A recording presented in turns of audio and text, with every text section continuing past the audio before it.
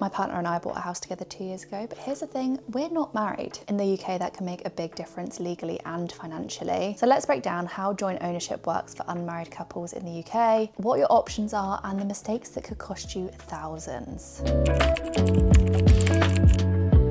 In England, Wales and Northern Ireland, there's no such thing as common law marriage. Living together, even for years, gives you no automatic legal rights over your partner's property or money. Scotland is a little different, particularly with their cohabitation rights, but even then it's limited. It doesn't mean you automatically own a part of the house.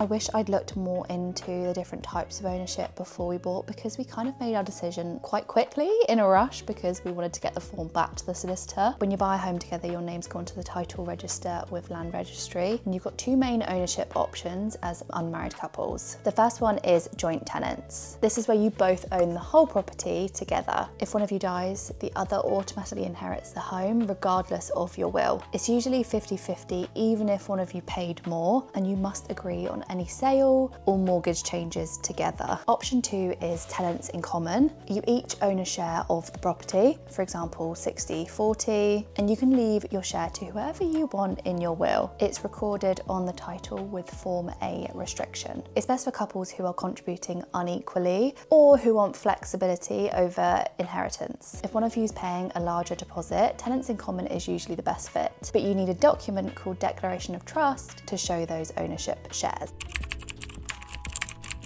A declaration of trust, or a deed of trust, is a legal document your solicitor can draft up. It can state who paid what towards the deposit, how mortgage payments will be split, and even who gets what if you sell the property. Think of it as your house prenup.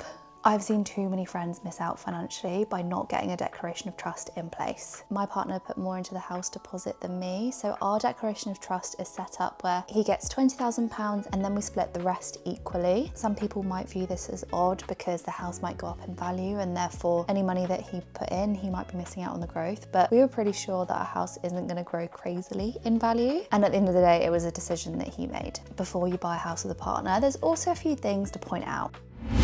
Firstly, when it comes to the mortgage, you can apply for a joint mortgage, meaning you're both liable. That means if one of you can't pay, the other is legally responsible. So make sure you can pay the repayments, even if your partner can't. And make sure you're buying with someone you know will be able to cover their share.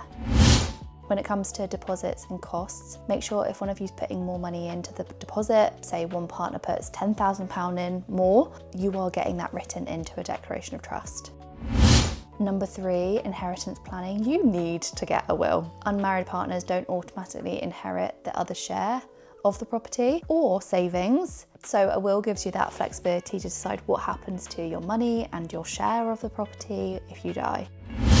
So consider taking out life insurance or mortgage protection so your partner isn't forced to sell the property if anything happens to you. A colleague I used to work with had experience in mortgages, and he always said mortgage protection is such a great idea because it means that if anything happens to you, you get ill and you're not able to earn, or you lose your job unexpectedly and you haven't got enough saved up to cover mortgage payments, the pressure doesn't get put on your partner, but instead the mortgage protection would pay out in certain scenarios. It's definitely worth looking into. It's also a really good idea before you're buying to discuss how you're going to split the mortgage and bills, because it really isn't one size fits all. It doesn't always have to be 50-50 when it comes to splitting things with your partner. My partner and I currently earn similar salaries and we make similar contributions in terms of doing things around the house. So currently we are splitting everything 50-50, but that has been very different in the past. We've split things 60-40, 55-45, and it all depended on how much we were both earning and how much we were both doing around the house, because we always see contributions to the house as not just financial. That mental load and all that housework is not for nothing. Let me know if you want me to talk more about how my partner and I have split bills and fun things like holidays, because it's changed quite a lot for us, and I think it's a really important thing to talk about, that not every couple splits things 50-50.